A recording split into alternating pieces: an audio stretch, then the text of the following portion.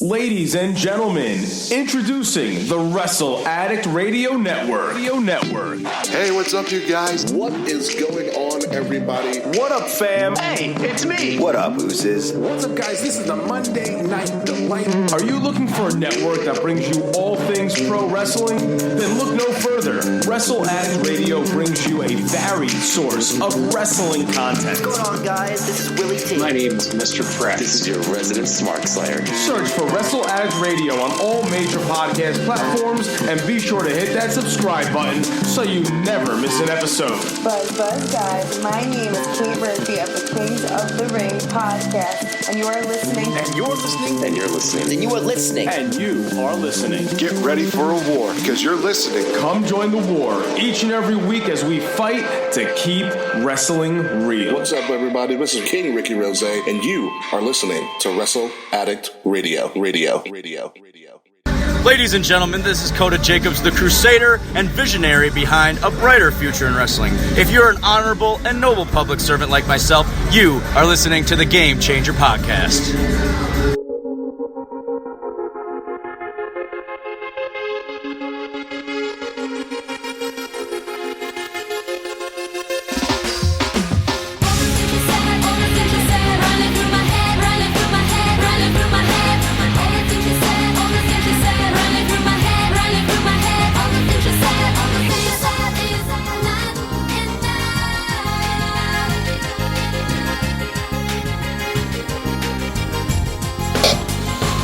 Welcome, ladies and gentlemen, to this edition of the Game Changer Podcast. This is indeed All the Things She Said by Tattoo.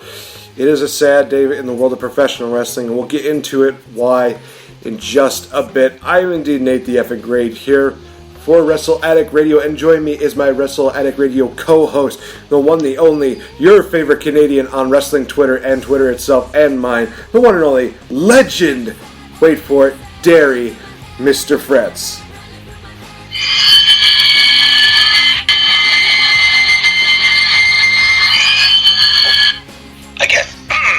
Yeah, that must have been my alarm clock.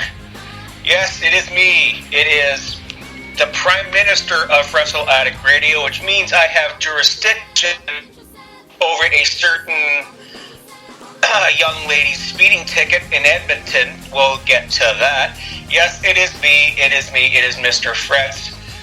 I set the wrong alarm clock this morning, and I'm just getting caffeine fueled now, so... too bad it's not a little bit of the bubbly, but I'll save that for dinner time. All right. Good Lord. Ladies and gentlemen, obviously, for a lot of people that have been following the wrestling news this past week, this past weekend was a bit of a sad day for us and wrestling fans as Victoria announced her retirement. A lot of people know her by her real name of Lisa. She announced that she was going to... that this past week her final match was against, I believe it was Melina, if I'm not mistaken. So Yep. She has made her retirement known.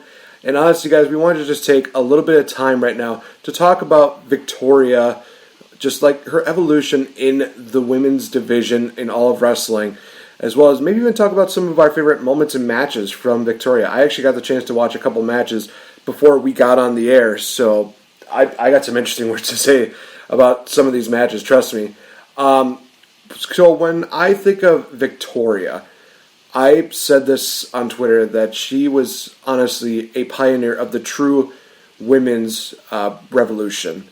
So because when we had that going on during, I think this was like in the early 2000s time, we still had a lot of like the bubbly ditzy girls that just kind of rolled around. They were more or less, the sexy type and everything like that. But, workhorses like Jazz and Jacqueline, they were still kind of in the mix, but they weren't exactly getting the exposure that they really needed to be actual athletes. So we get to now 2002, and by this point, Victoria had already been one of the Godfather hoes. She also was in I think she played like a small role in WCW at some point. And here's actually a really fun fact, was that her inspiration to get into wrestling was actually none other than WWE Hall of Famer, the late great China actually got her into wrestling, because she actually had a conversation with Victoria where she said that she had a great look and that she should definitely, get into the world of professional wrestling. So China was definitely an inspiration to Victoria getting into, the world of wrestling. So that is honestly really cool. And I could honestly almost say that Victoria was almost like the second coming of China. She definitely had, the physique that's, she's not just the pretty girl. She is definitely somebody who is just literally rough and tough. But when we got to her in 2002, oh boy, did we get something special from her. We got probably the first example of what a psychopath it was. And honestly, people will talk, about like Mickey James or, oh gosh, I'm trying to think of like another example. There's a lot of the crazy women gimmicks that they've done every now and again. Victoria was definitely an originator of that. She definitely was the one who made that gimmick really cool. And she definitely did that with her feud with Trish Stratus in 2002. She was doing this deal where she talked about how Trish Stratus, betrayed her because, hey, we came in at the same time, but Trish never gave me a chance. And I remember actually one time a commentary where Lawler made this comment. It's like, I think she wanted to, be friends with Trish Stratus, but now I think she wants to be Trish Stratus. And I just remember thinking to myself, I don't think so, Jerry. I think she wants to kill Trish Stratus at this point. And that Mickey James wanted to be Trish Stratus. Yes. No, I will agree with that statement. Literally, just the feud that they had literally just showed Victoria just, talking to herself in a mirror. She acted absolutely crazy. She just, tore everything apart. She attacked Terry Reynolds and even made like this comparison between her and Trish where she's like, oh, you have, such pretty eyes, such pretty hair, such pretty little puppies, just like Trish Stratus. And as soon as that hits, it's like, oh, Terry, honey, R.I.P., R.I.P. And just seeing her getting wrecked by Victoria was like, yep, she's kind of done for the time being. Oh my gosh, she was honestly a workhorse in WWE. She wasn't promoted and she wasn't, as heavily involved with a lot of matches as we wanted her to be. But you look at some of her early stuff, and even like a matter of her first 2 years in wrestling, she was already involved in a hardcore matchup at Survivor Series with Trish Stratus. She also got involved in a first ever cage match between her and Lita in 2003. And then she was involved in that hair versus title match, which we actually got the chance to review when we talked about WrestleMania 20. So she definitely is one of those women who has a historic background to her, especially when it comes to the realm of WWE. Former two-time women's champion, definitely one of those women who just definitely did try to do the whole repackaging deal where she went from like the crazy deal to her doing that like the poppin' kind of song. And she was one of the first women to actually do like a booty dance before hitting a moonsault. So for those that think like Eve Torres was one who made it look good, I'm sorry, Victoria made it better. So that's just me. She would go on to work there at least until 2009, I want to say. And then that's when she went to Impact Wrestling, where, honestly, I hate to say this, she had a really forgettable run when it came down to it. She was kind of one of those women who definitely helped build up a lot of the stars that were already there. But that was about it. She never really got like a proper title run. She never really got a proper run with the company. And she even, I think, mentioned in an interview that she was treated better by WWE than by TNA, which I full-heartedly agree. Even in her last final years, at least she was seen somehow on TV. At least she remember, who she was, what she's done. In Impact, it just felt like nothing. It really did. And some people say, but what about her and the Spider deal? It's like, it's kind of a forgettable deal. And as cool as it was to see, somebody bring in a Spider and literally do kind of like the Jake the Snake deal, but in women's terms, that's cool and all, but it just didn't stick out. It just didn't stick at all. It just was kind of there as a prop to quote-unquote try to get her over, and it didn't work. It really didn't work. But I've talked a lot about Victoria. I've gotten the chance to meet her twice in the matter of this past year, so honestly, she is a real sweetheart. She is one of the toughest women, and I will say this. Funniest thing about this, she's also one of my favorite women's because she's one of the only women that I know for a fact has tried to choke out Ricky, King Ricky. That was so. That's what I was thinking. It's like, yep, she gets a point for me. It's awesome. There is literally a picture on his Instagram. Definitely check it out at Ambassador Biggs, where it's literally just her grabbing Ricky by the throat. It's one of those things where it's just absolutely funny. And he even told me this story. So for those of you that think I'm making this shit up, no, he told me this story just about him getting choked by Victoria. So it's like, huh, well, you just became one of my favorite people. Thank you, Victoria. Love you. Did she think he was Keith Lee? Ooh, I was wondering why he looked so familiar when I was watching NXT last night. Yeah, I was watching the highlights when I got off work this morning, and I'm like, it's like, damn, King Ricky can go in the ring. or is this what's that thing called? The Mandela effect? The whole, how the Bernstein Bears is spelled, and I can tell you because all of my old books are with my nephew now. Yeah, Victoria, I mean, first time I ever laid eyes on her was, of course, at SummerSlam 2000 when she was one of the Godfather's ladies of the night. And I think I'm on her Wikipedia page here. I was on her Wikipedia page. Now I'm on to what I'm talking about next, or unless that's on Facebook. Yeah, this is great audio. Here we go. Yeah, I'm on here, and she had like a HBIC, head bitch in charge gimmick, and then she had something kind of similar to Miss Hancock, a.k.a. Stacy Keibler. And I believe she might have been at WrestleMania 2000, but the first time I ever remember her was her being in the whole Save the Hose campaign when the Godfather went to the right to censor as the aptly named Good Father. Oh, yeah. And, she got super bombed through a table by power bombed through a table by said Good Father. Yeah, Save the Host. He wanted to kill them. Yeah, for a group that's supposed to be kind of right wing Christian, that's awful Christian of you, Charles. Yeah, that is kind of that is kind of a hypocritical kind of deal. It's like, we want to save the host. No, we want to kill the host. But you're kind of Christian, like, we still want to kill the host. It's like, wow. What's that old passage called?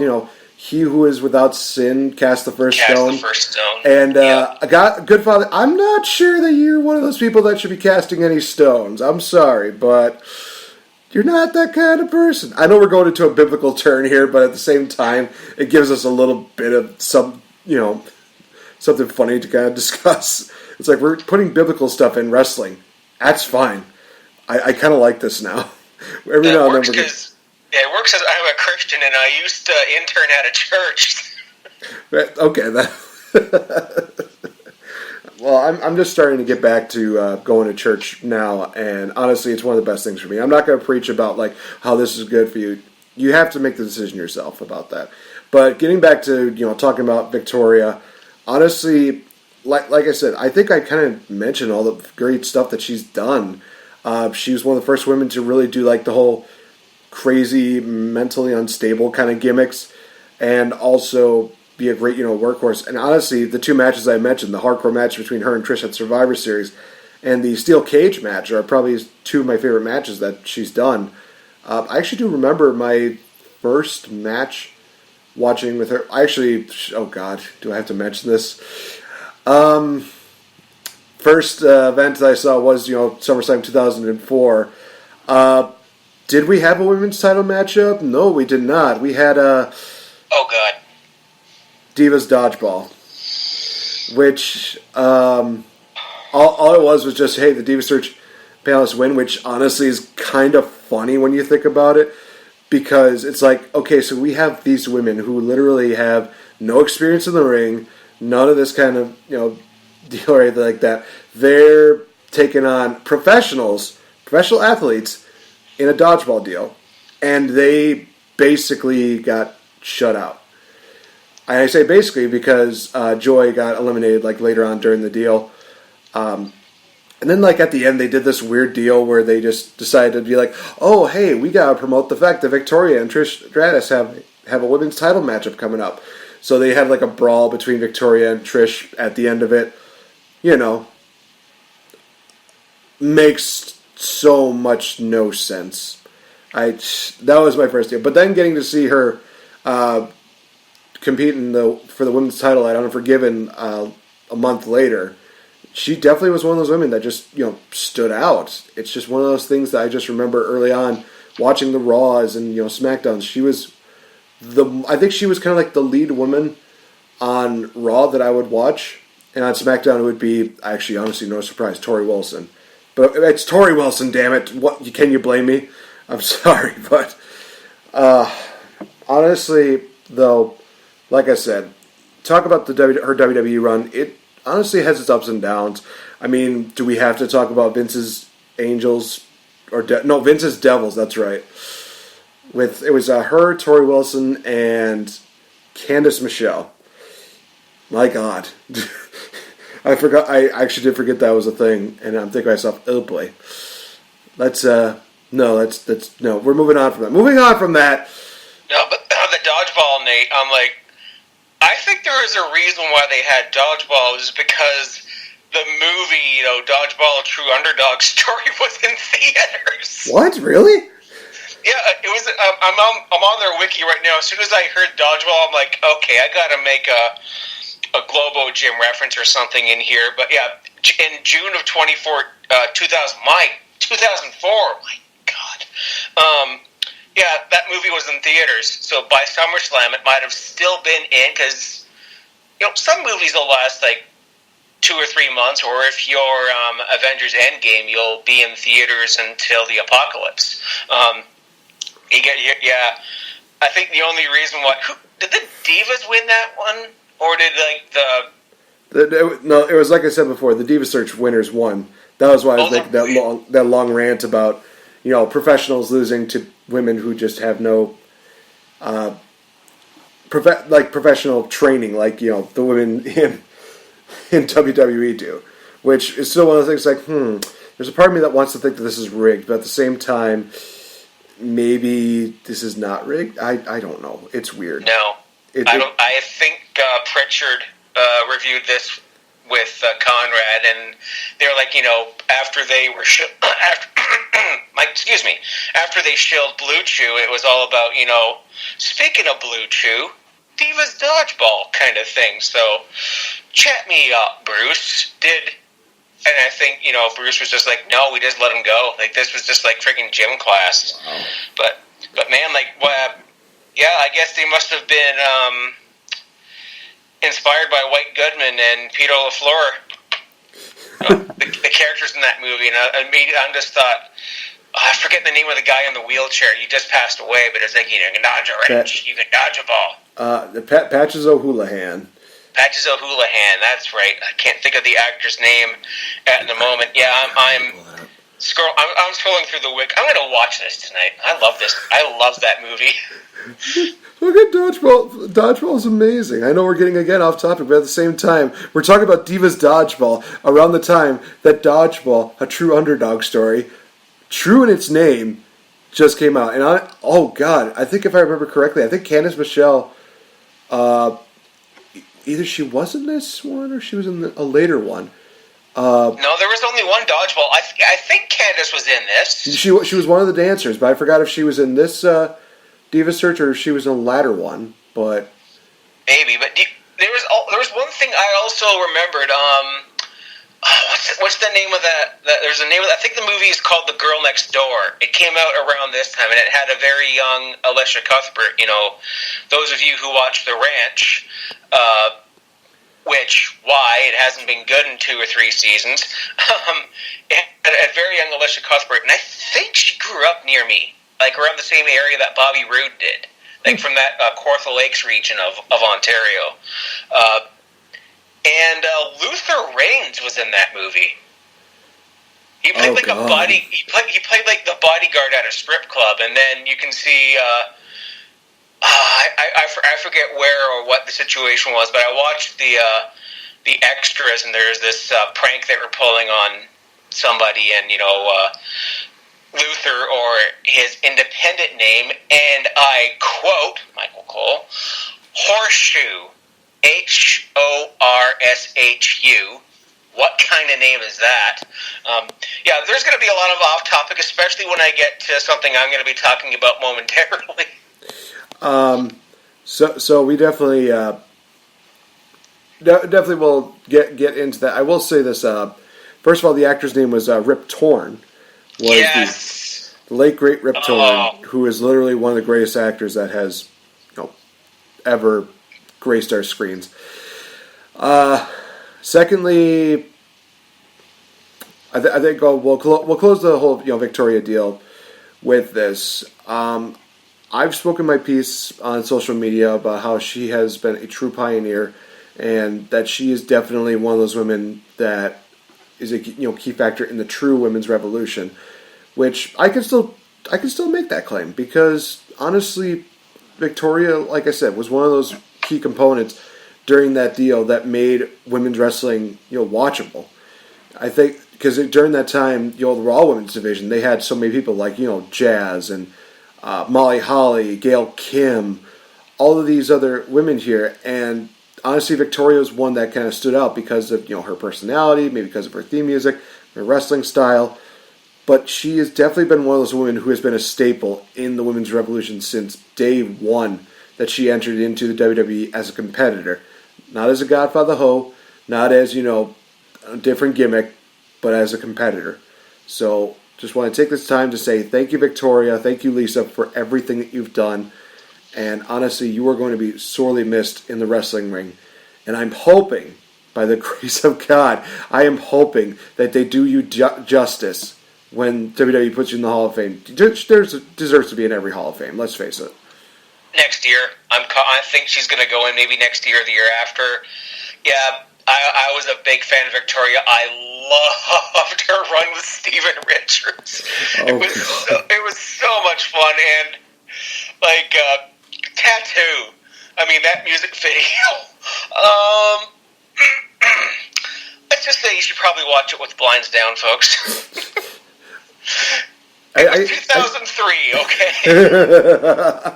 I will say this. I did legitimately see them performing during an episode of Mad TV when they had the sketch comedy stuff, but then they also had musical performances. And my first thought was oh, this is a great song. I remember this song. This is Victoria's song. And then I see what they're doing, and I'm like, oh, God. Well, this is going to be interesting. Well, you know what the song's about, right? I do know. And honestly, I had to also look up, because I'm thinking to myself, are they actually linked? Are they kind of if they, manager says that this would get them off. Okay. Got it. So this is kind of like the whole Chuck Palumbo, Billy Gunn deal, where it's this is just a publicity stunt. We're not really gay. We got nothing against gay people. But that's what the song's. It is actually about. I think this couple trying to hide their homosexuality from the rest of the world, and then they're just well, no, we're going to show you. I'm like, oh, all right, good on you. It could be inspiring to the LGBT community. I'm like, all right, awesome. I'm an inclusive person. We all are here at Wrestle Addict Radio. I'm like, yeah, that's awesome. Okay. Okay, And if I say the wrong shit, tell me. you know something? I this is honestly inspiring me to change one of my picks for what we're going to be doing next month, which, guys, you definitely don't want to miss out on that. We got a special announcement concerning that. But we'll talk about that a little bit later on. Let's talk a bit about Monday Night Raw and SmackDown. Honestly, Raw had some pretty good matches this past week. I was pleasantly surprised by this. We had an actual legit match between the Viking Raiders and the OC, which was amazing. Rusev defeated EC3. That made me really sad in every single sense of the word, because dude, EC3, you were one of the best things in that NXT show. Just that line of him talking about his pants getting dirty, that was amazing. Just him just going, no, my pants, no, my pants. Oh my god, I'm sorry. I love that. Especially, oh god, the Know Your Pro segment where he and Daniel Bryan had like the exact word for word answer, and Matt Stryker just ends by saying like, "I don't trust you anymore." Just literally, I'm busting a gut laughing at that. Just seeing that, it's like NXT. Oh god. Oh yeah, I still have to do quick results. Sasha Banks defeating Nikki Cross, another great matchup. Oh, we forgot that since they're doing the whole Fox premiere deal on SmackDown, there's apparently a season premiere for Monday Night Raw next week. How lovely for that. You only said it like 23 times. Oh, yeah. Someone counted. I was listening to Wrestle Talk the other night, and I think they were saying somebody went back and counted, and it was something like 23. Oh, my God. You don't need to say 20. Season premiere 23 times in a fucking 3-hour show. That's almost like 6 or 7 per hour. That is too much. Honest to God, you should have at least said it like 3 times per hour. I would have been okay with that. But 23 times? Come on. What the absolute frick? It's the season premiere. It's Who Shot Vince McMahon Part 2. Spoiler alert, it was Monroe Sky. Because that's good shit, damn it. Yeah, we want to replicate Who Shot Mr. Burns 15 years later. Oh, God. We also had She Who Will Be Named a little later on, defeating Ember Moon via submission, which was like the low point of the show for me. I don't even want to discuss that further. Carmella pinning R-Truth to win the 24/7 title, yes. to which we get like a weird deal where the guys are like, we can't pin a woman, can we? Can we even do that? And then there's just a bunch of women that just come up. Giggity. Oh my god! Then just a bunch of women just start coming out, and they're like, "We're going for the 24/7 title now." And I love how there's like a deal where you can barely see it, but basically, R-Truth is trying to get Carmella to carry him on her back, and Carmella's like, "No, this is not working the way you want it to." It's like, God damn it, R-Truth, stop being funny. I'm tired of running, and then keeps running. It's so sad. That's so funny. Should be competing for the. Should be. Chad Gable defeated King Corbin, to which I could not find a clear theme for that, so unfortunately that will not be put on this show. I will say this, that the mashup that they did with it, with the like a royal deal and his theme song, I kind of dig it. Is it the best one? Well, no, but at the same time, it's like, you know, it serves its purpose. And honestly, this loss via DQ, it doesn't really hurt Corbin at all. It's like one of those things where he's like, dude, I could beat this guy like that, no problem. So why would I need to beat him again? It's one of those things where it's like, okay, this is kind of actually good booking by WWE. I'm okay with this. We got a second Authors of Pain vignette, which honestly, I'm looking forward to seeing when these guys come back, where literally they just start talking and then they're just like, oh, wait, hold on. We're going to make you fear us. They beat up Heath Slater and No Hey Jose, and it's like, oh, okay. And then we get the Fatal 5-Way matchup. Honestly, one thing I loved about this was the fact that when we saw Bobby Roode, not Robert Roode, and AJ Styles teaming up, I think it was Ricochet.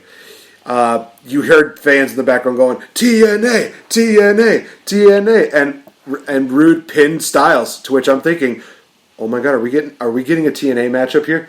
Oh please, I want this. Oh, I want AJ versus Roode so badly now. I want that U.S. title matchup to happen. Please, for the love of God, let it happen. Honestly, Logic 101. Hey, you pinned the champion.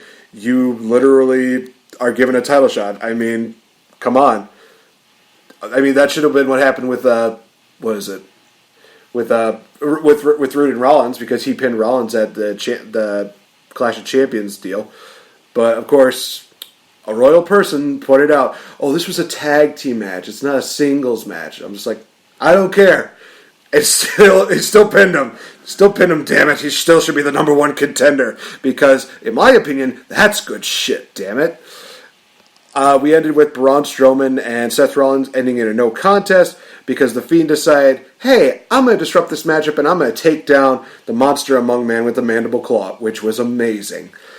And we see Bray again, The Fiend just doing that deal where he's freaking out Seth Rollins, and Seth Rollins looks like he's just ready to pee his pants at the sight of this. So I may not be the biggest Seth Rollins fan right now, but I will say that I do love the way that he's basically selling the fact that The Fiend is one of the most terrifying things in the world right now. And he is. So, honestly, Raw was pretty good this past week, and they've already announced a couple things for Raw next week, including the Universal title matchup in which Rey Mysterio, who won the 5-way matchup, will take on Seth Rollins. We will get a matchup, we'll get a Miz TV segment with Hulk Hogan and Ric Flair. Honestly, we'll see how well that turns out. I will also say this: that one of the funniest things I saw from that was him announcing the names. He announces Hulk Hogan, and there's like a mild mannered boo. Yeah, the boos. I heard the boos from that, and then he mentioned Flair, and it's like, yay, we got Flair. Wait, how is he still alive? I'm sorry, I had to say it. See here. Oh, Sasha and Bayley defeating Carmella and Charlotte on SmackDown. I was kind of disappointed at this matchup, especially with the fact that God, what was it? Oh yeah, because Charlotte locked in. Oh, Sasha locked Carmella in the bank statement, and all Charlotte was doing was just standing there. I'm like, why aren't you helping your team?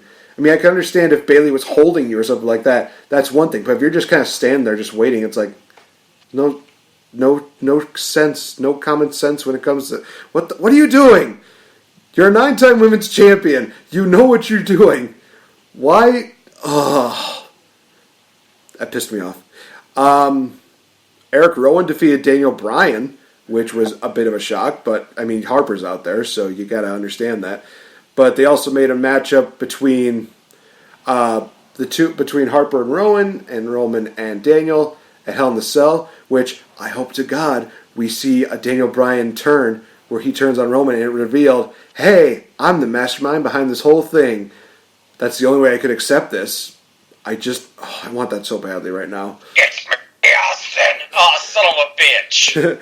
It was me, Austin. Damn it. It was me, Roman. Oh, God. Yeah, okay, now they're going to bring out Daniel Bryan in the big red hood. Oh, boy. Oh, my God. And when he takes the hood off, you turn it inside out, and it just says yes, John no. Cena. Oh, God. That'd be amazing. We have Chad Gable defeating Mike Kanellis in very, very pathetic fashion with the ankle lock, to which I look at this and I think to myself, okay, for the love of God, if we're going to continue this Gable and Corbin, King Corbin feud, can we have Kurt Angle as like Gable's manager / trainer? I really would want that. It makes sense. It's writing 101 right here, ladies and gentlemen. Corbin ended Kurt Angle's career. He handed him his final loss in his final matchup ever in WWE. How does Kurt Angle get back at Corbin? He trains Gable. Gable becomes like this machine. Even though people are calling him shorty and short and all that shit, he builds up his momentum. He starts training. He basically is going back to like Olympic style fitness, and he literally just literally becomes like the second coming of Kurt Angle. I'm telling you, it's happening right now. It really is. Because we saw the Chaos Theory suplex and then the ankle lock, to which I think to myself, wow, that feels a lot like Kurt Angle. Angle slam, ankle lock. Now it's Chaos Theory, ankle lock. I'm okay with this change up. Shinsuke defeated Ali. The New Day defeated the B Team. B Team. No. Kabuki Warriors defeated Fire and Desire in what was actually a pretty good matchup, honestly. That kind of was pretty cool. Oh my God. This fucking deal with Mandy. Okay, so during this whole deal, Mandy's like passing out magazines of her on the cover of course, the magazine that she's on. And one thing that's really funny is that she actually gives a cover to Otis, who wants a selfie with her. He gets the fucking selfie. And literally, oh my God, it's one of those things where it's like, oh my god, Otis is now my spirit animal. I never thought I would say this, but he is literally one of the greatest things in WWE today. My god, oh man, just more of this deal. And to think, it all started with Otis literally making his debut in WWE during an episode of A Moment of Bliss. He just slowly peeks his head up. And it's like, Pretty girl! Pretty lady! Just like, oh my god, I love this. I feel like there is eventually going to come a time where Tucker and Otis are going to split. Otis is going to do just fantastic. He is literally going to be like the second coming of R-Truth. Just more Otis stuff, please. I really want this. And the event ends basically with the whole deal where Shane McMahon and Kevin Owens, hey, they settled the lawsuit. Shane McMahon says, I want you to do this. And Kevin Owens like, no, let's do this. Let's have a match.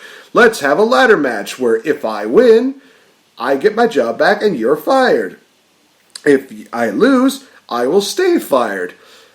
So I'm just thinking to myself, oh boy. So either we're getting something really, really good, or we are getting probably one of the biggest middle fingers in all of what? No. King of the Ring 99. No, not that. I literally just got a notification, and honest to God, we need to discuss this. Okay, so I just got a notification from YouTube, and a lot of times there's somewhere it's like, oh, hey, Markiplier's doing this deal. Oh, hey, this one's doing this or this one. Literally just got a notification from What Culture, and what does it say? John Morrison signs with WWE. Shut up. I shit you not. It literally just said that. And we're recording this on Thursday, so this news has already been broken out. But you know something? This is one of those things where like, what? What? Okay. So, for those of you that don't know who John Morrison is, I suggest you go on the independent scene and type in Johnny Mundo, a.k.a. Johnny Impact, a.k.a. Johnny Nitro, a.k.a. Johnny Survivor. We'll even throw that in there. Why not? Oh. I'm going to say this. If this is something that is 100% true, my God, they had better not screw him up this time. Because every single time I saw him on there, I was thinking, gosh, he's going to be a future world champion. He's going to be absolutely awesome. He's going to do great. And, yeah, what ended up happening? He ended up getting shafted.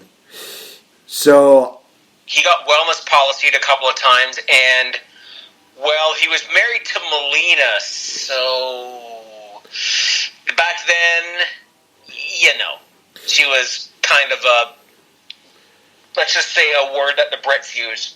Fair enough. You know, again, this is one of those things where it's like, hey, if John Morrison is back, I'm fine with that. I would love to see him, you know, get into like main title feuds. Honestly, oh my God, John Morrison versus AJ Styles. That's a thing that could legit happen. Yep, I'm all for that. Before you go on, I was just going to say there was a certain return on SmackDown we kind of glossed over. Oh, really? And that is... Wait, that's... Oh! Boy, Elias is back. Yeah, he made the short jokes, and he might have a match with Gable, but...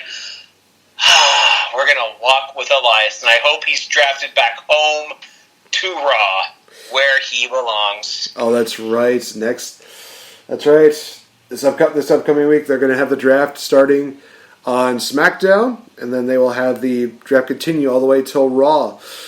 This is going to be interesting, even though they just did the Superstar Shakeup. But you know what this means? No more wild card rule, which I'm totally fine with. Where they're actually getting exclusive brands. Thank the Lord. Oh, just... I hated it then. I hate it now.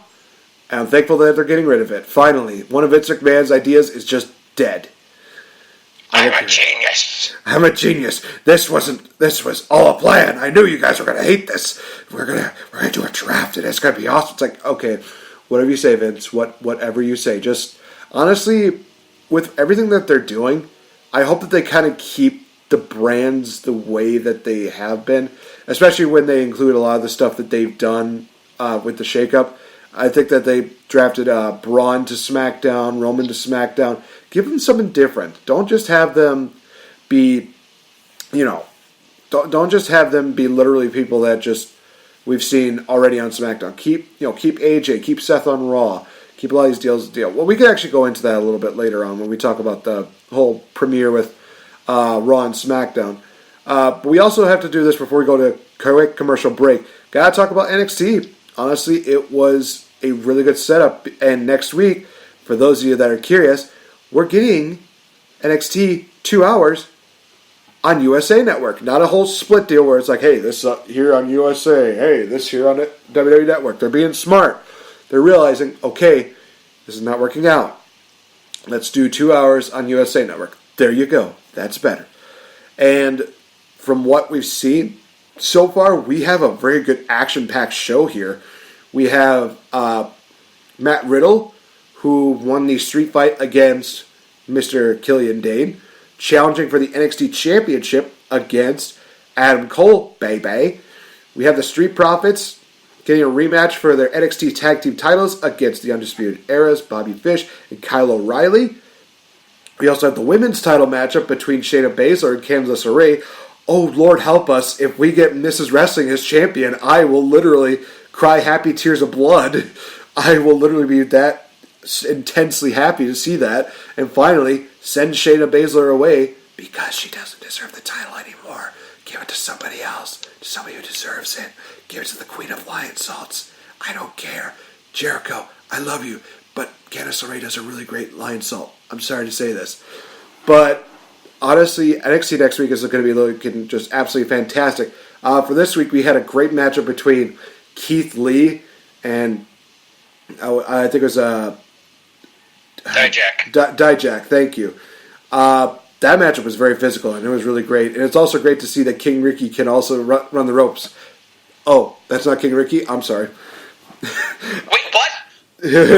Apparently it's not. I'm being told by this invisible person right off screen, it's not King Ricky. I am sorry. I honestly thought that this was literally one of those things where it's like, well, I have another reason to fear, the men behind the royalty. But it's like, no, I don't. Okay. And also during this event, we actually got the debut of Deanna Purrazzo as well as my girl Chelsea Green. They were in the audience, but they were still on TV. I'm okay with this. I love Chelsea Green. I think she's absolutely fantastic in the ring. I really, really, really, really am looking forward to seeing her back in the ring. I'm looking forward to it. Just happy thoughts, happy days all around. NXT was great this week. But when is it not? Oh, it was awesome. As I said, because I worked all night last night, I caught a recap show when I got off work this morning, and just Keith. I gotta say something about that Keith Lee Dijak match. Stop making the Canadian Destroyer just a move. Because Dijak did one off the top rope. That should be like a feud killer. That I love the Canadian Destroyer, but now I just see so many different people doing it. That's Adam Cole's finisher for one thing, the Panama Sunrise, and Dijak should have won the match after that. That should have just been done. Keith Lee is going back to Evolve. That's it. But, Keith Lee came back from that and hit it looked like a version of the jackhammer, but this is a feud I want to see keep going, and I wouldn't mind seeing it at a takeover event. Let's just say if we hypothetically get War Games, which I'm thinking Imperium versus Undisputed Era, although I want a women's War Games, but let's have both. But I think if they do War Games, I think they're going to do they might just do 3 teams like they did the first one. Like we'll have Imperium, Undisputed Era. Then you'll get like Matt Riddle, Johnny Gargano. Let's see, Kushida, and insert mystery person here. Like, I'd be all up for that. What else? Who was the? There was another women's match. Whoever the young lady is that faced Rhea Ripley. My God, her name was like Kaden something, but she could go. I mean, she kind of reminded me a little bit of Naomi in a way, but she just had that fire. She had all these wicked moves. She seemed very, very talented, so I want more of that. And then Kushida brought out his mystery partners.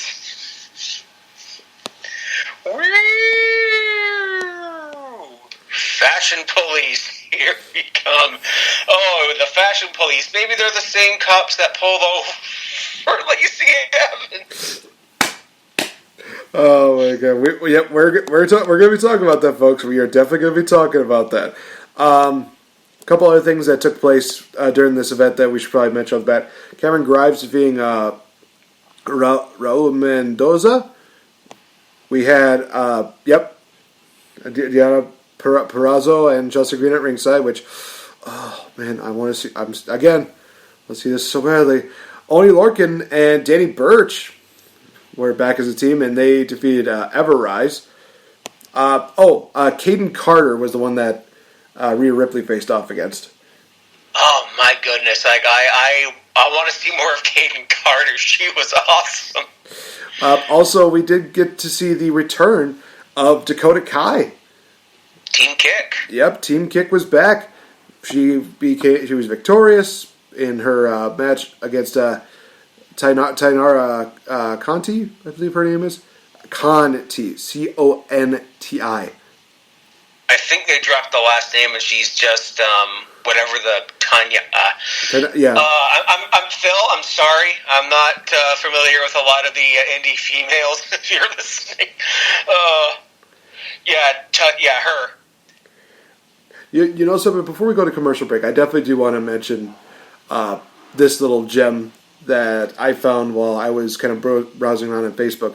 So when I was doing that whole deal where I was, saying like, hey, thank you Victoria, thank you Lisa for everything you do. Somebody in one of the Facebook groups actually put down at the one of the first comments I had there is like, it's like, cool, all right with that T-shirt. To which I took a picture of that. I posted it up on Twitter just to show it to Issa, MJ, Phil, and that. And I think Ant had the perfect response of like, it does my heart good to see that. To which is like, dude, you left a legacy.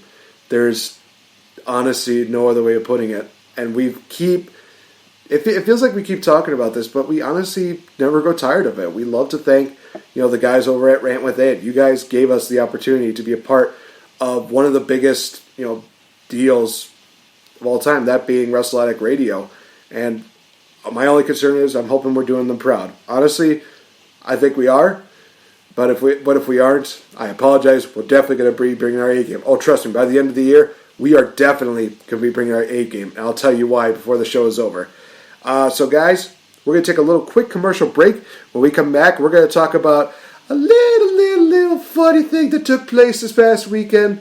And, we're going to talk about, the season premiere of Raw, SmackDown. We got stuff about AEW to talk about because AEW versus NXT is happening next week. Oh, Lord, help us. And honestly, guys, so many things are going to be going on. Definitely tune in. We will be right back. Hey guys, this is NateFNGreat. Hey, have you ever wanted to be a champion but can't seem to really find the money and the time to get a championship belt? Well, you know who's a really good friend of mine? AJ from AJsBelts.com. These guys have a large assortment of championship belts, from classic belts to the modern day belts to championship belts you would not even believe. And guys, like I said, they work with you very well. With an awesome layaway program, there is no way that you can beat these guys' prices as well as these guys' deals, especially when you can give them a little bit of money every now and then until you can get that championship gold. Coming from a guy who's a champion and a game changer, I'm indeed NateFNGreat. I'm representing AJ'sBelts.com, proud friends of the Game Changer Podcast.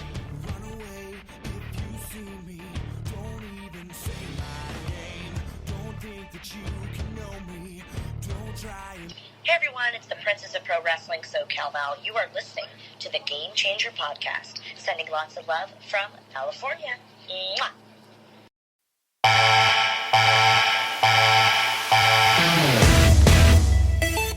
So traditional. It's unconditional. 1, 2, I'm marching for you. I've got your number.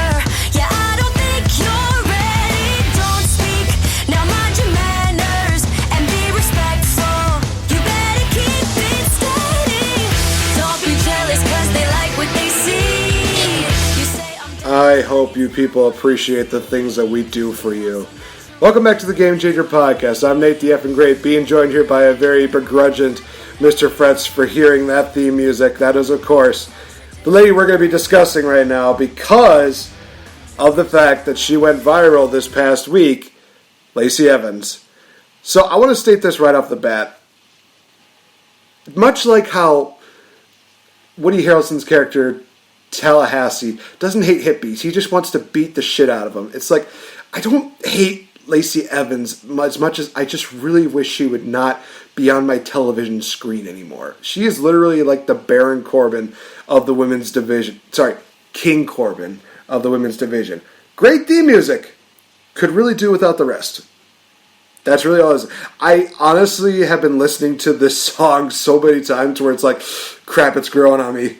So I have to, so that's the only reason why I can put up with her, just to hear her theme music. I'm converting you, aren't I? Come to the dark side. Oh my gosh.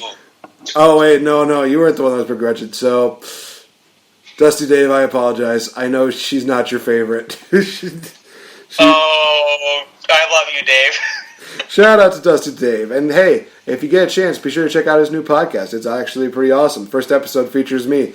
Anyway, getting off that topic. So, Lacey Evans did this viral video where, you know what, Fretz? I think you're going to get a little more enjoyment out of this because of one simple reason. So by all means, I'm going to let you take over for this. What exactly happened, and why did this video go viral? Ladies and gentlemen, first, please stand for our national anthem.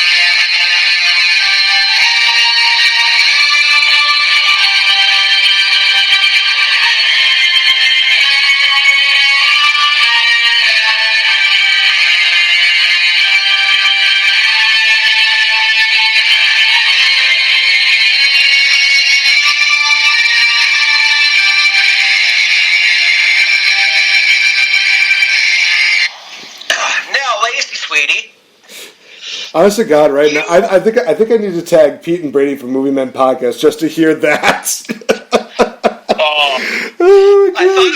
was thinking about playing the whole thing, and as we were going on, I'm like, I got to commit to it by Canadian law.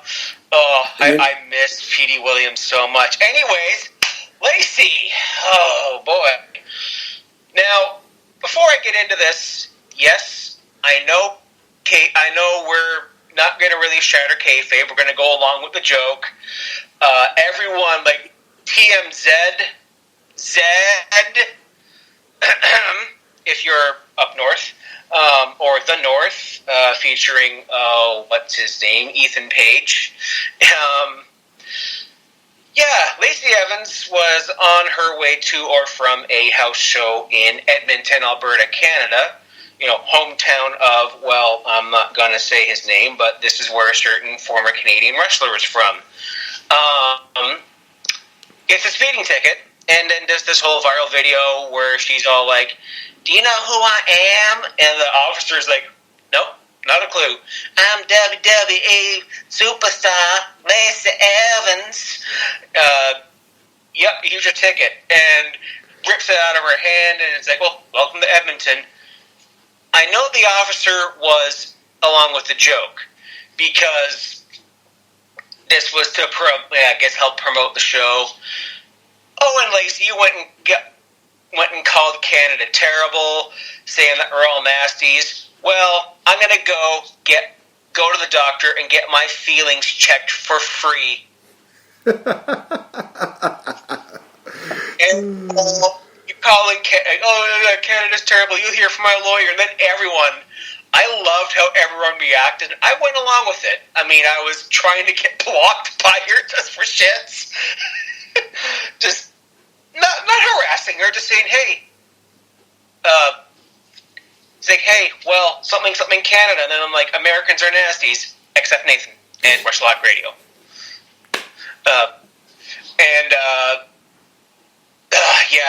It was just funny watching everyone. I think it even got on like some sports shows up here, like on Sportsnet or on Slack. This one's for you, Tim and Sid. It might have gotten on all these shows, and then it got on like Bar Down Sports, or is it Bar Down? Whatever, Barstool Sports, Bar Down, or whatever. And everyone's like, "Oh, disrespectful bitch! Oh, you are a former Marine!" It's like, it's kayfabe. I'm like, but Lacey, don't ever besmirch my country again, or I will make everyone stand for the Canadian national anthem just like I did. and I'll sing like Sylvain Grenier used to on Raw, like, "Oh, Canada." Oh my God! Yes. It'll be worse than it'll be Enrico Palazzo. And if anyone gets that reference, you're probably like as old as me, Doc Haas, and Johnny Bones. I think we were all born around the same year, actually, but I think Bones is a year older than me. Every time I hear them talk, it's just, they talk about stuff in the 80s, and like I know they're all alive. But Enrico Palazzo. Okay, kids, if you don't know Enrico Palazzo, it's from the movie Naked Gun, starring Leslie Nielsen. Ooh. And Leslie Nielsen, there is a part in the movie where they're at a ball game, and I think that the singer of, I haven't seen it in a long time, but there was a singer of the national, Nathan just disappeared. The singer of the national anthem was tied up and gagged and all that in the locker room, in which Leslie Nielsen, a Canadian, mind you, came out to sing the national anthem and didn't know any of the words. Oh, well, of course. I mean, in true American fashion. It's like when Krusty's like, I shouldn't have turned down those cue cards. Jesus. Oh, my gosh. Watch Naked Gun. And then while you're at it, don't watch Dudley Do Right with Brendan Fraser, because that movie did not do us justice. Oh, man. We are road rules, Lacey. We have speed limits. We might not have them in the deep south, but that is in no way... That is in no way to besmirch our good friend Mance. I'm sorry, Mance. I love you. I honest to God, that literally could be one of the best impressions of Lacey Evans ever. I think we're going to have to just do that every now and then. Just be like, well, I wonder what Lacey Evans would say. Well, as a proper Southern Belle lady, I would have to say that you don't know what you're talking about, you nasties. Honest to God, we're doing better Southern impressions than she is herself. Oh my God, that's saying a lot. And honest to God, and they say Canadians have accents. Unless you're from Quebec or you're from Newfoundland, Southern Ontario, we don't have an accent. And it was funny.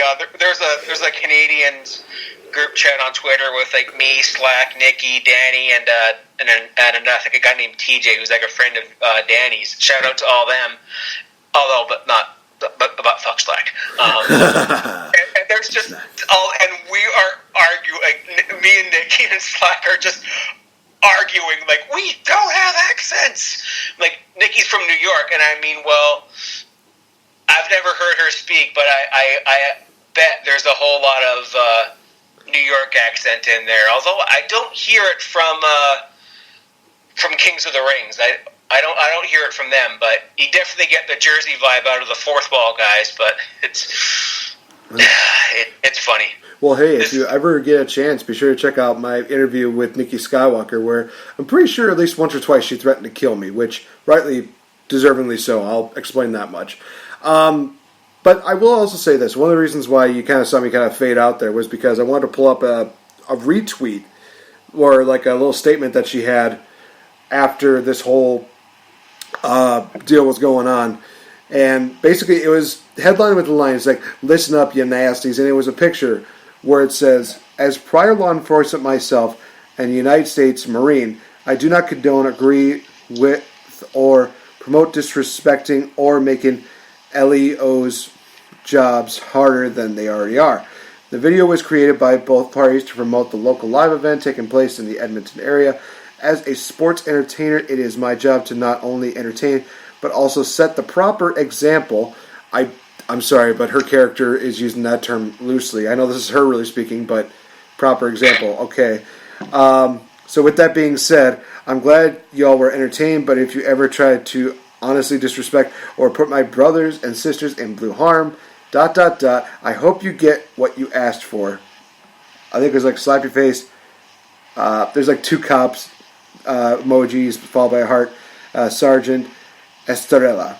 So honestly, as you said, this was just basically one of those things where she was, promoting kayfabe, but also she did this as just a way of being like, hey, don't be doing this, and don't also be those kind of pricks that are just like, oh, don't you know who I am? I'm famous. I'm on YouTube. I'm on the Twitch stream.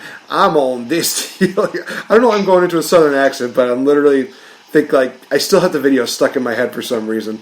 But we've seen all the stupid videos, especially of those who have like tape recorded themselves talking to law enforcement, and they're doing this deal where it's like, you know what? You could just do what the police officers say.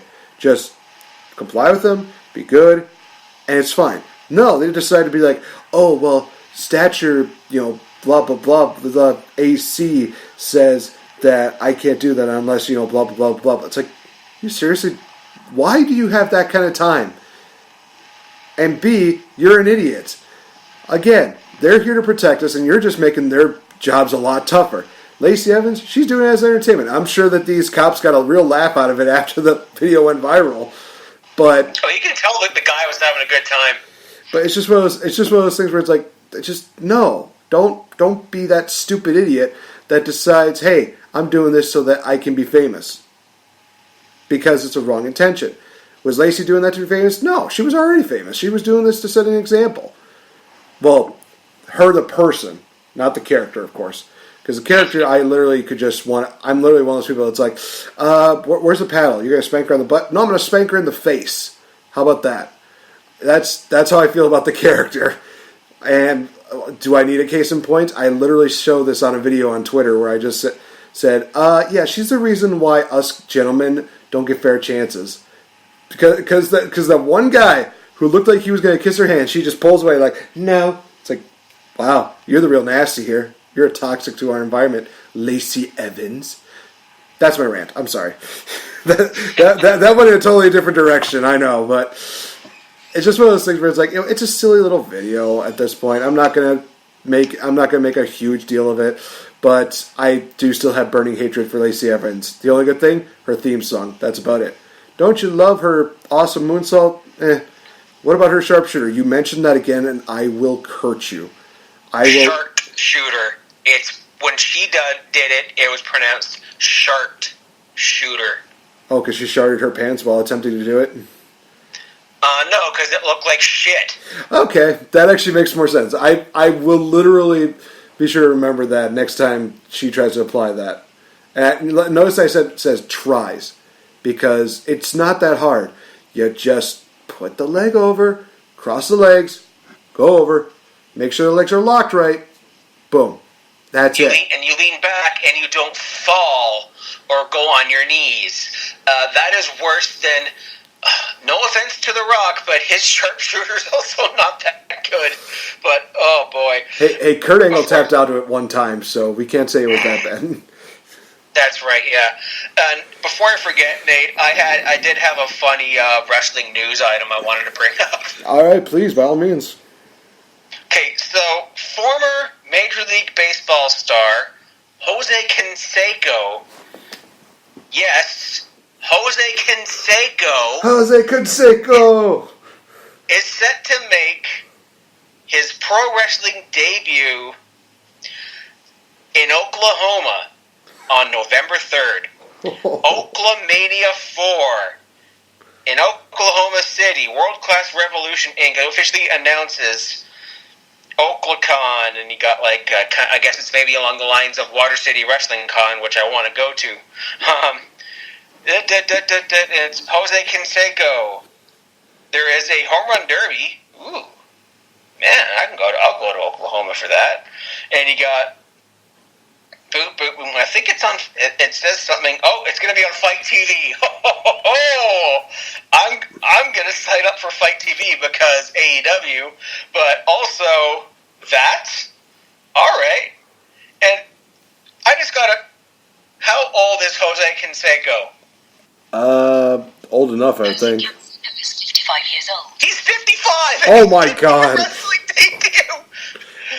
I remember him,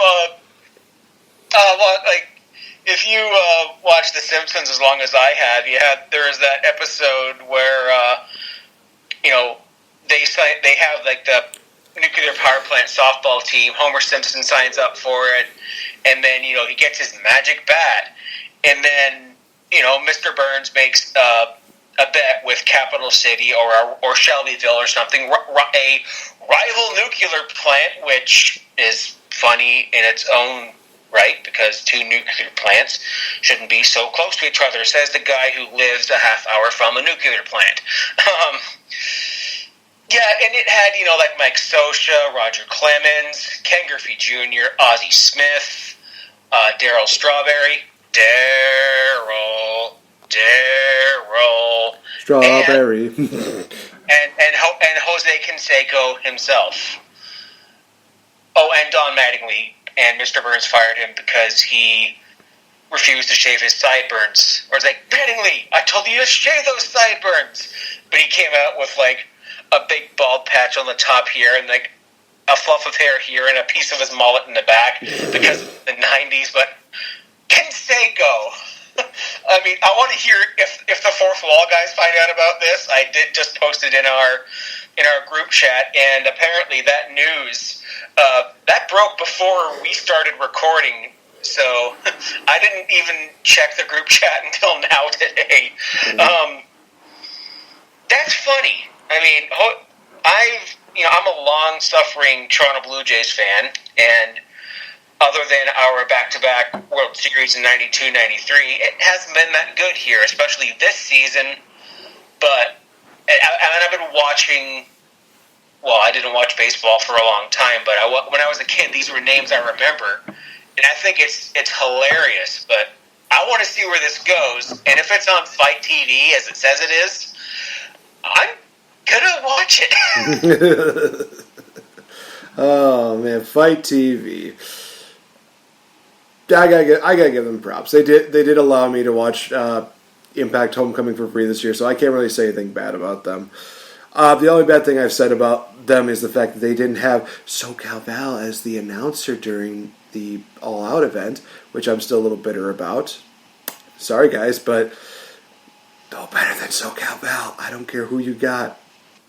She's my girl. She's my bestie. Hi, Val. Yes, hello, Val. Hopefully you're listening into this. So let's talk about next week, which is literally going to be, honestly, a game-changing week for wrestling. Well, by the time this comes out, it's going to be the week of. Raw is getting a new vamp-up deal. We've seen like the new graphics. We've seen the new logos. We've seen the same thing for Friday Night SmackDown, which they're calling it now.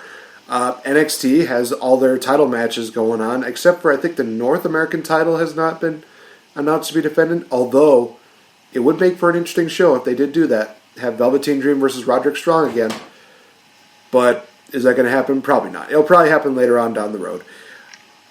I will say that the lineup for AEW is pretty interesting because these are the matches / segments that are already announced right now.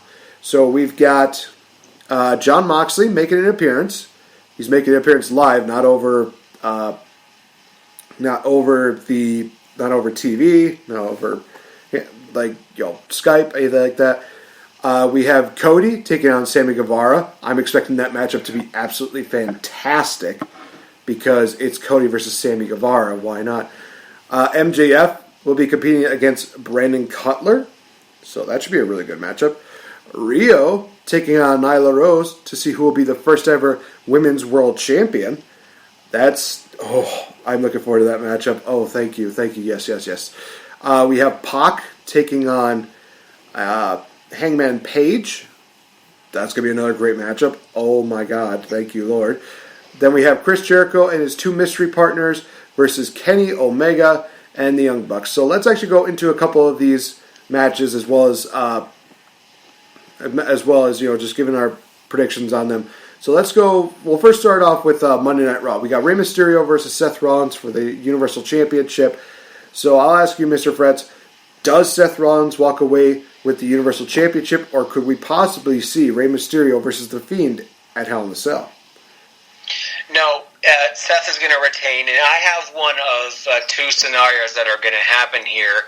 Walter Jr., Dominic, is going to turn on Rey and cost him the match, or more likely we'll see The Fiend come out and attack. I think he'll attack Rey Mysterio because it's like sharing is caring, but The Fiend wants Seth Rollins all to himself. Because we thought, Firefly Funhouse, Huskus the pig and Ramblin' Rabbit fighting over the action figure. And once I got that sharing is caring deal, it's like, no, he wants Seth Rollins all to himself, and that's why we're not going to get a triple threat in Hell in a Cell. Yeah, I don't see that either. No, I wouldn't mind. I wouldn't hate it, honestly. But it's like, the Fiend, it's like, hi, I'm Bray Wyatt, and it's like, but the Fiend doesn't forget, like, the Fiend doesn't share. The Fiend wants Seth all to himself. And then there's the Claw, right?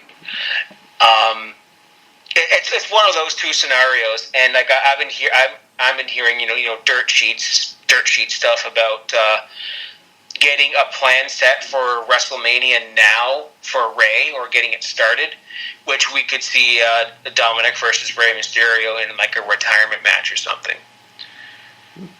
Dominic looks like, well, compared to Rey, because I'm the same height as Rey Mysterio.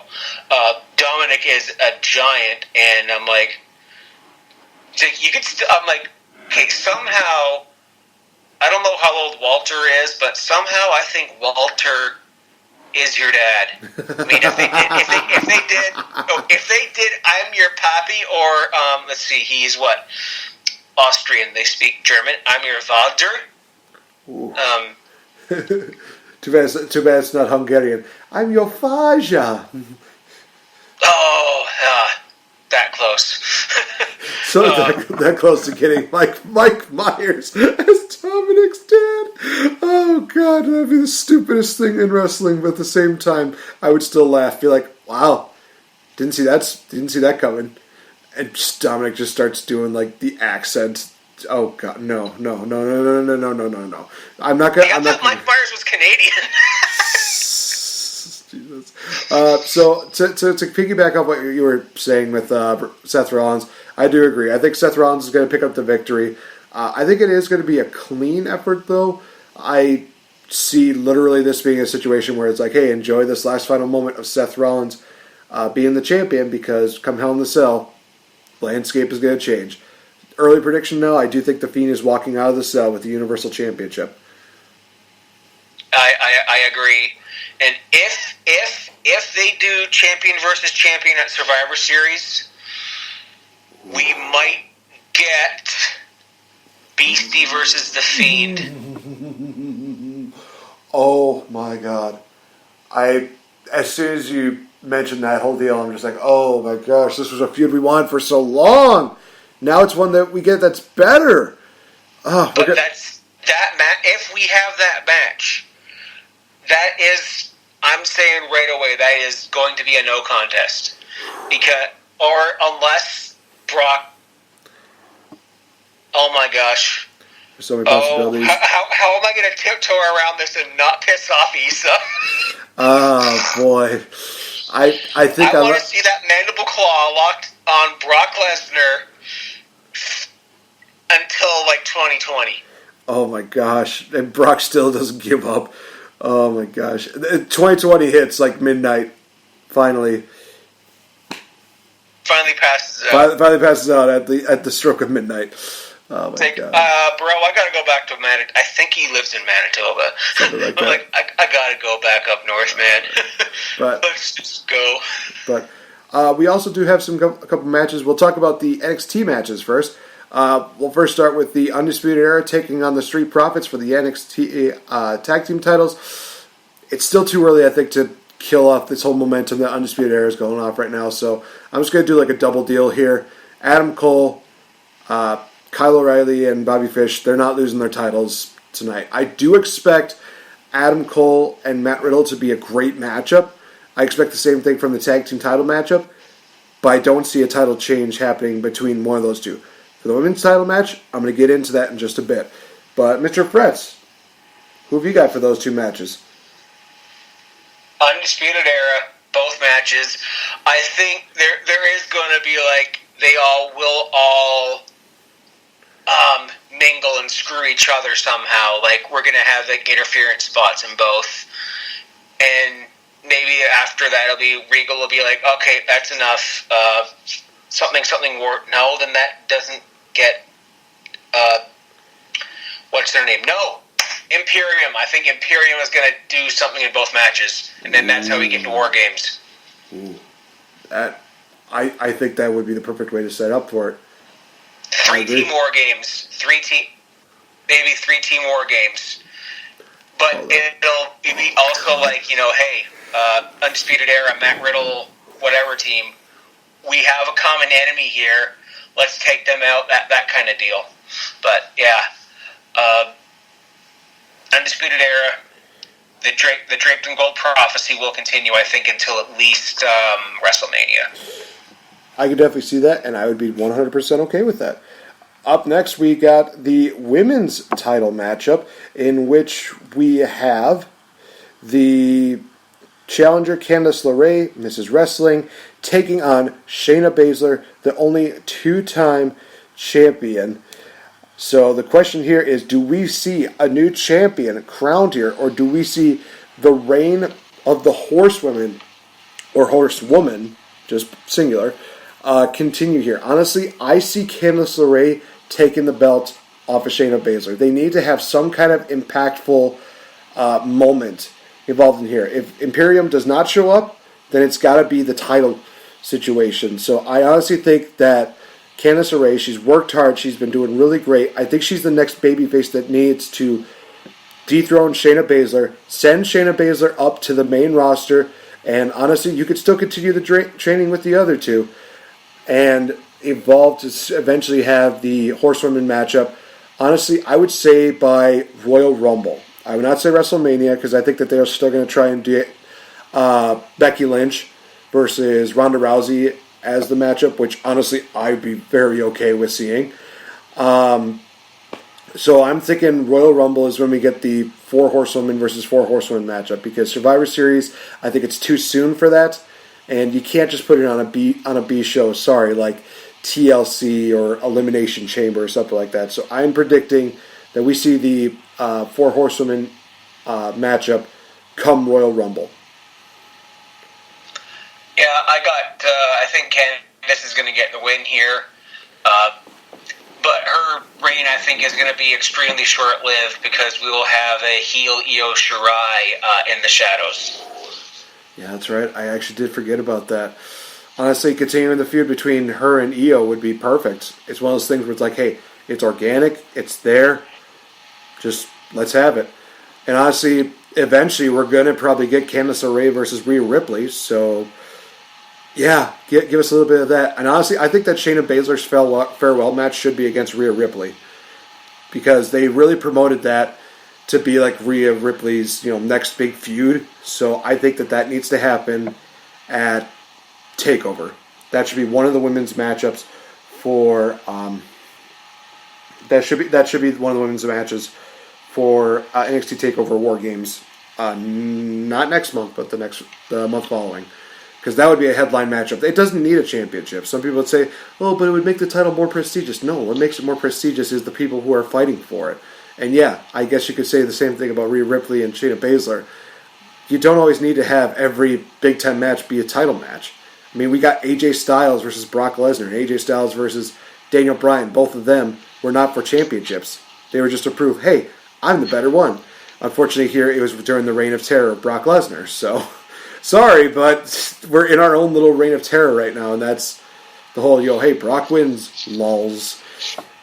But it is what it is. Let's get into the SmackDown deal, and then we'll talk quickly about AEW. SmackDown, the only matchup that I know that is announced right now is the matchup between Brock Lesnar and Kofi Kingston. Now, you actually gave your prediction on that last week. You did predict that Brock Lesnar was going to go over and win the title off of Kofi Kingston. Does that still stand, or has that changed since last week? Wait, did they predict Kofi retaining? Maybe you did. I think I did. I think there is another match for that SmackDown as well. Oh, okay. I'm sure there was. I just couldn't think of it off the top of my head, so I figured, you know what, get the main ones that people are going to kind of be talking about out of the way. Right. Damn it. You know what? Like, I think that was just my heart of hearts. Like, Kofi's reign hasn't had this seemingly insurmountable odds to overcome yet. I mean, no offense to Dolph Ziggler, Kevin Owens, and Randy Orton, but this is like the ultimate test. This is the ultimate odd for Kofi to overcome. But I don't think it's happening. I think we're getting Lesnar full-time. Issa, your beastie's going to be the champion. You know what? I'm going to go with the safe bet and predict that Brock does win as well. I really want Kofi to continue this, title run that he's had. Has it been the most memorable? Not exactly. But has he put on some great matches? Oh, hell yeah. I mean, honestly, he's had matches, against Kevin Owens. He's faced off against Dolph Ziggler. He fought off against Randy Orton in a couple of pair of matches. He had his feud with Daniel Bryan, which was great. If I remember correctly, I think actually, didn't he also have a triple threat between, maybe it was him, Owens, and Zayn? Maybe? I remember he had a triple threat and Sammy was involved. I remember that much. Yeah. I can't remember who the third one was. Maybe it was AJ Styles. It was KO. It was KO. Okay, cool. So three great people competing for the title. That is great TV for SmackDown. I'll say that much. But yeah, They need to have a huge shock factor, and they need to have a huge game changer. I think with also Fox supporting it, they got to have some kind of say in what goes on. They need to have a big name as champion. And, Kofi, he is a big name to us as fans, but to a lot of networks, he probably isn't. So they want a big name like Brock Lesnar. So I agree. I just had something funny.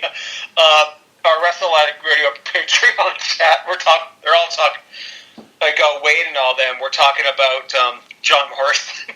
And Doc Haas says maybe he's the father of Maria's unborn child. I love you, Doc. God. Oh, Doc God. Haas, the gloriously handsome Doc Haas. You're the man. Oh, my God. I mean, if that's the only reason why they bring him in, I will literally say, WWE, you just lost yourself a subscriber, my good people. I'm sorry. Fuck you. I hate... Just for that, this is a dude who competed here in Wisconsin, and he looked like he was just having the time of his life, and now he just goes in just to be a part of a stupid storyline. Of course, that's WWE logic. God damn it. No, it's Rusev, right? I don't know. They claim it's Rusev, but it could be somebody else. I guarantee you Maria's going to come out one of these weeks and say, oh, it's not Rusev.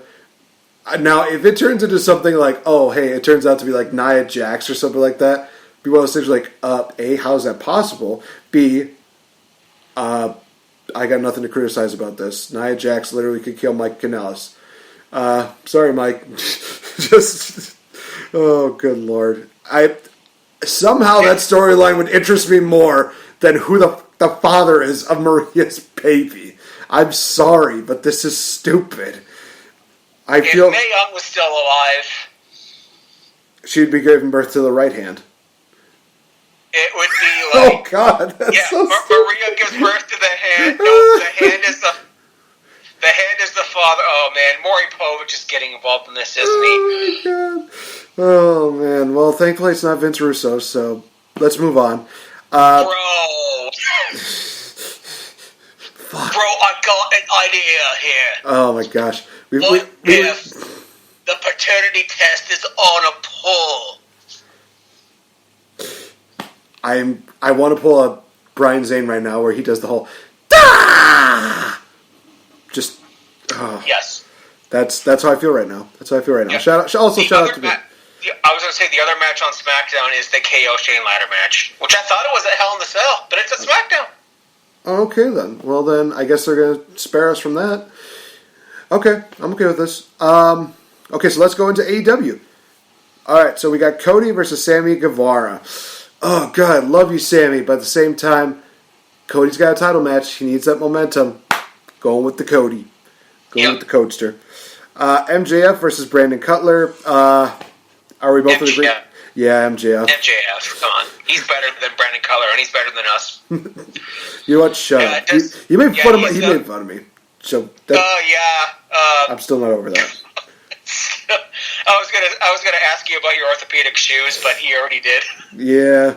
Well, he asked where I got them, and then he asked how I won my fake belt. Hey, I earned that, okay? I worked a lot of hours, and I earned that belt. So shut up. Hey, I like that belt commercial you do. Come on. Thank you. We have Pac taking on Hangman Page. I think that this one's going to be a little bit more challenging, because do we pick Pac because of the momentum that he's coming off of All Out? Or do we pick Hangman Page because of how he's, because of the fact that he lost it All Out?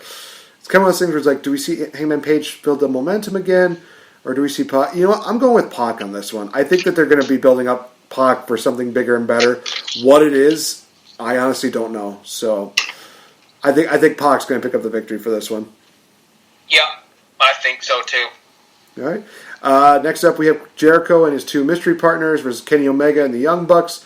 I think this one might be easy for me. I predict that it's going to be LAX. Well, they're not going to be known as LAX in all AEW, but what do they call them? Like Los Boricuas or whatever they're trying to call them or something like that. LAX, okay? The mystery partners are LAX. I'm calling that right now. I don't care what anybody says. I think Jericho and LAX are picking up the victory over Omega and the Bucks. And I think that Kenny Omega gets pinned. It's gonna be a bold deal, but at the same time, they're building up this Kenny Omega redemption storyline. Kenny's got to keep doing that losing streak, and he's got to be the reason why he's losing at this. So, LAX, Chris Jericho win, Kenny gets pinned. Absolutely, and I think that's going to lead up to Alpha versus Omega for the title when Kenny's redemption story finally comes full circle. Take a shot. Take a shot, yeah. Yeah, my whiskey's in the freezer. Yeah, that's how I think it's going to go, and it's going to be LAX. All right, and then the last matchup here for AEW is for the AEW Women's World Championship. I feel like I really want to just continue calling it that just because it sounds cool, but maybe it'll die off sooner rather than later. But we got Nyla Rose taking on Rio. Oh, this is going to be a really good matchup, but this is a tough one to predict because you could go down the historic route or you could go down... Either way, it feels like you can't lose with whoever you predict for this. But I'll have you pick this one here, Mr. Fretz. Who have you got for this one? Nyla Rose. Okay, you're going down the historic route. Yes. Dang. I'll make things interesting. I'll go with Rio for this one. And honestly, I could see Nyla Rose being a really good feud for Rio if she were to win the title. But at the same time, same could be said if the roles were reversed.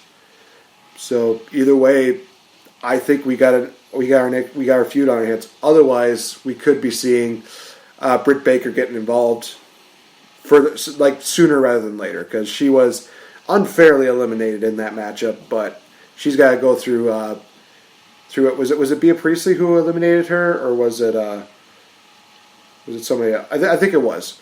So I think she's going to wrap up that feud, and then she'll go into the Women's World Championship. God, that just sounds so much better. I'm sorry. I feel like I want to keep saying that now because it feels different. It feels new. It feels like it means something. I know the name is one thing, but the people who fight for it make it all that it needs to be. So we'll see how it goes. And we'll see how it goes because we'll probably be ending up with celebrating with a little bit of the bubbly, ladies and gentlemen. So with that, I think that we are just about wrapped up with this edition. But before we go, I do want to actually talk about this. So this past weekend, we talked about, of course, the retirement of Victoria. Another thing that kind of happened this weekend was the fact that in addition to the announcement that Wrestling Hub has announced the host for that event, that being the Rantfather himself, Ran for the Ant. Shout out to Anthony Stefano.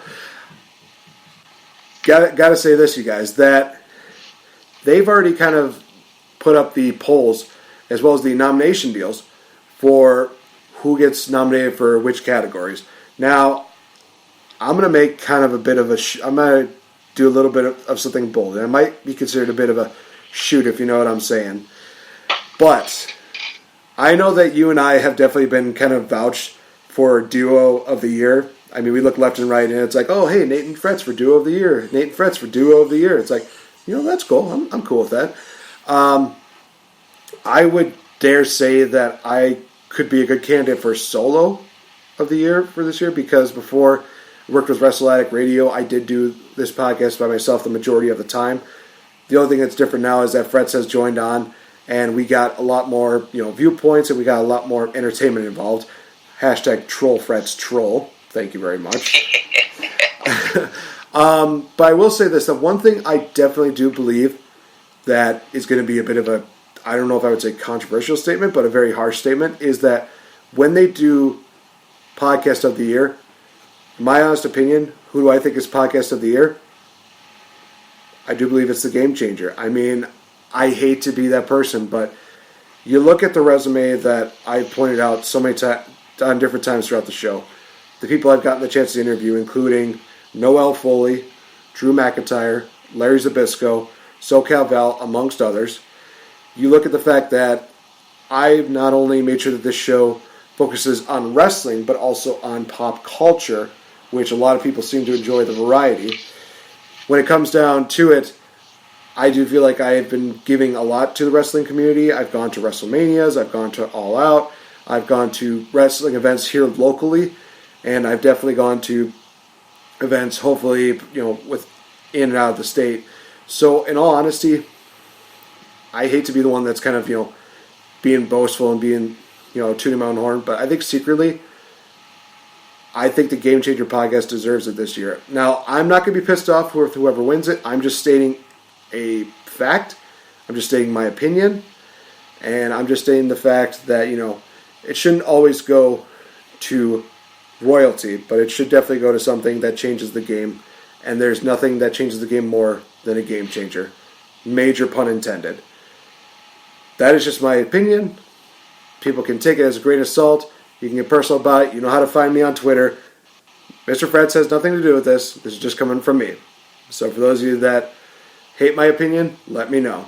I'm just making this bold statement because I feel like the Game Changer podcast definitely deserves it.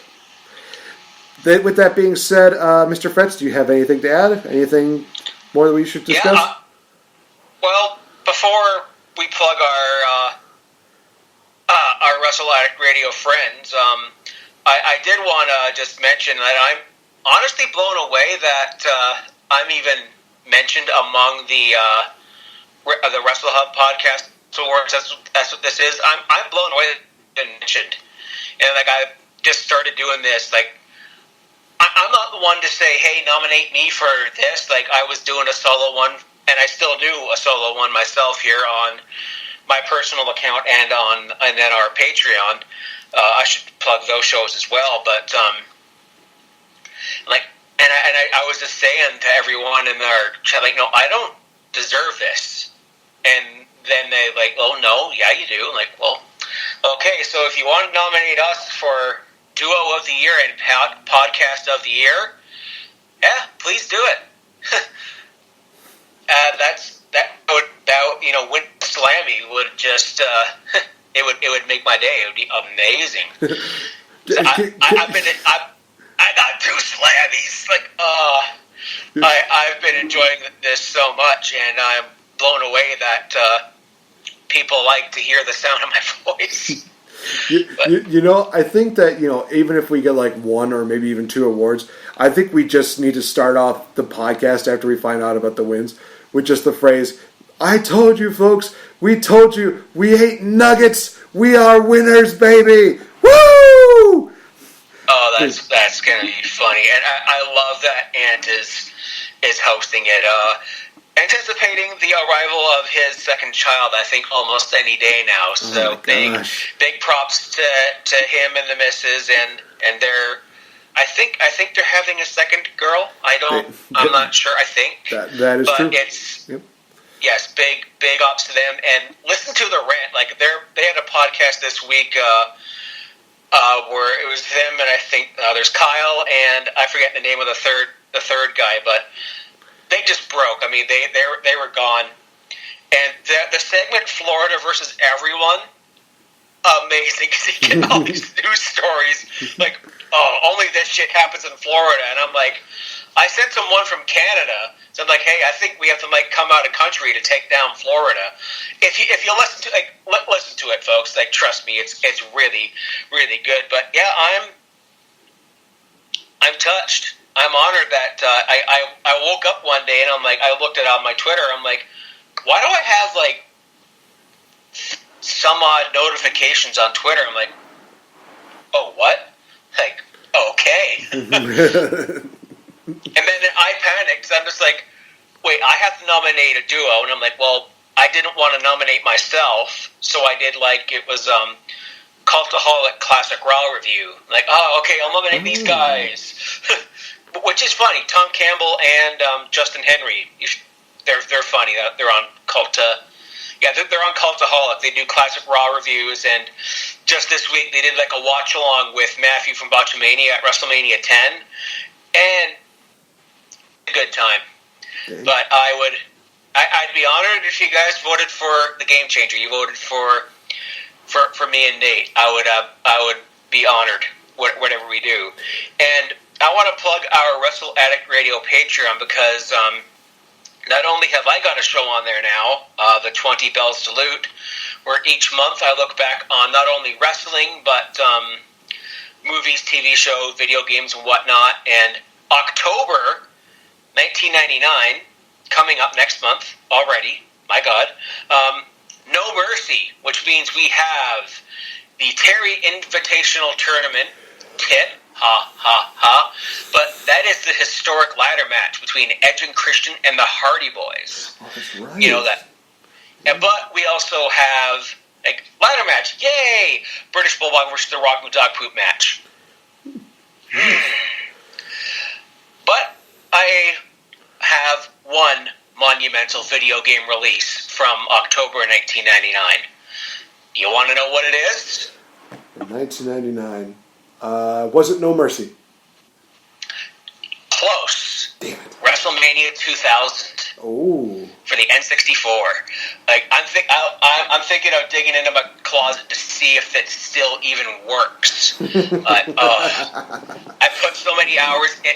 No Mercy does not work anymore on my 64. That cartridge is done because of the amount of time I put into that game.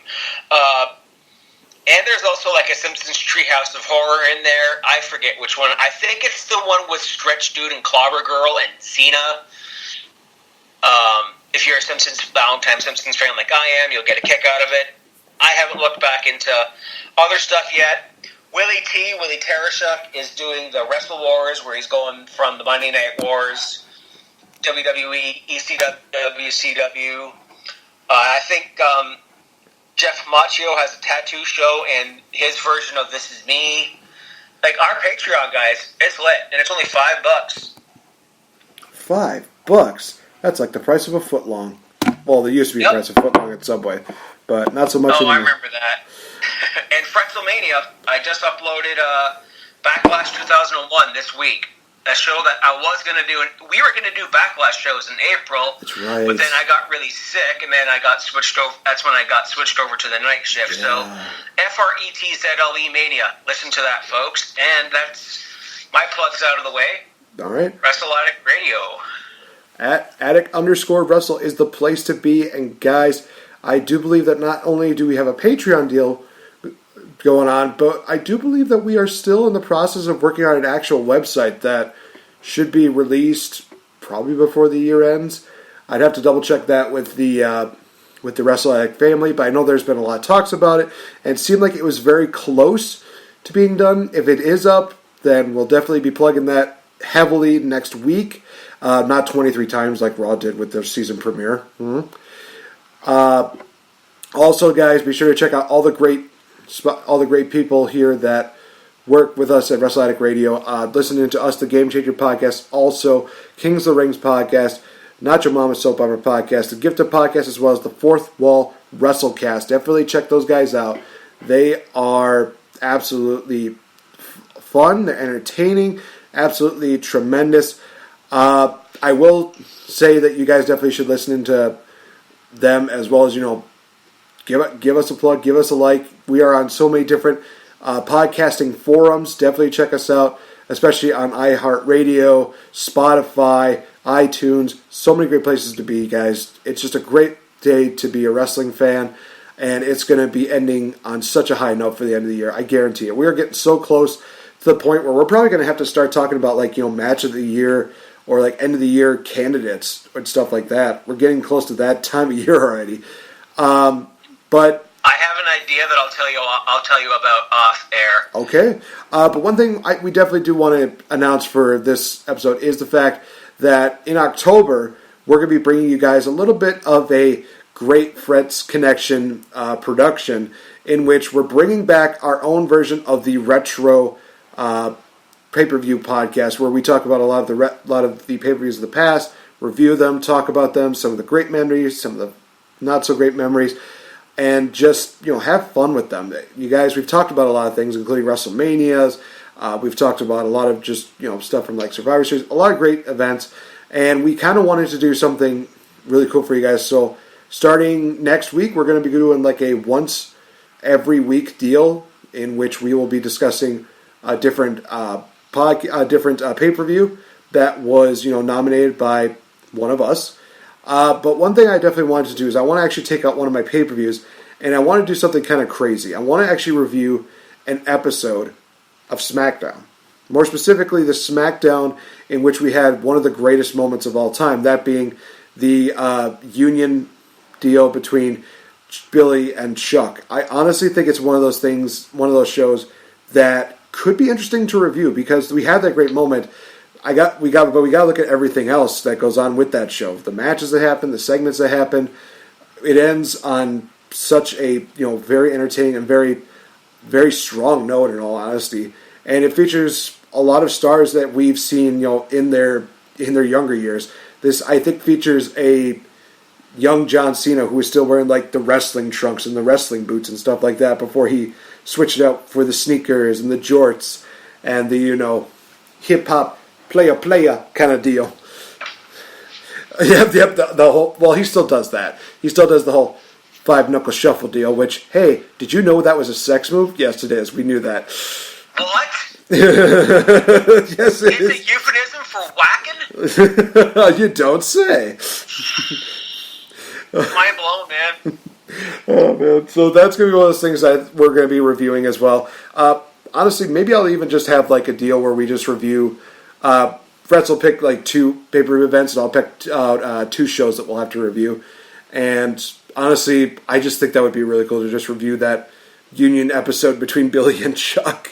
Just to watch that deal again, and just to see Eric Bischoff do the classic phrase, "Did I just hear myself say 3 minutes?" Oh my God, that just. It's one of those things. It's a guilty pleasure. It is a guilty pleasure just hearing that phrase, because then oh, shit's about to get real.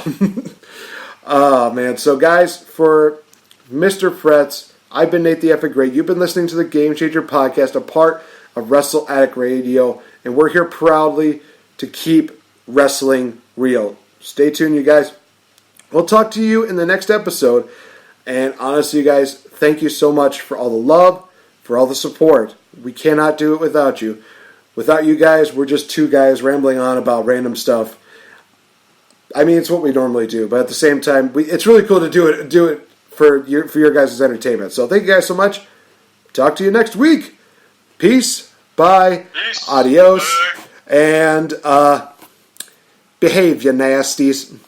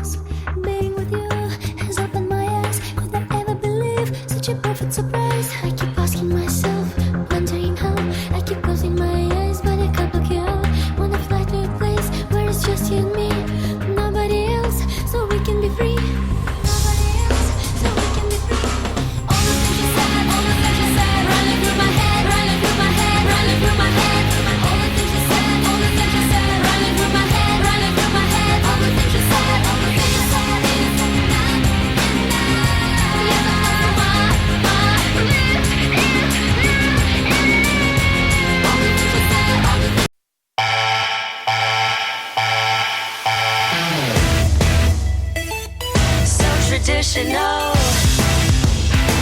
It's unconditional. 1, 2, I'm marching for guys, you. my name is I've got your Kate number. Ray of Yeah, I don't think podcast. you're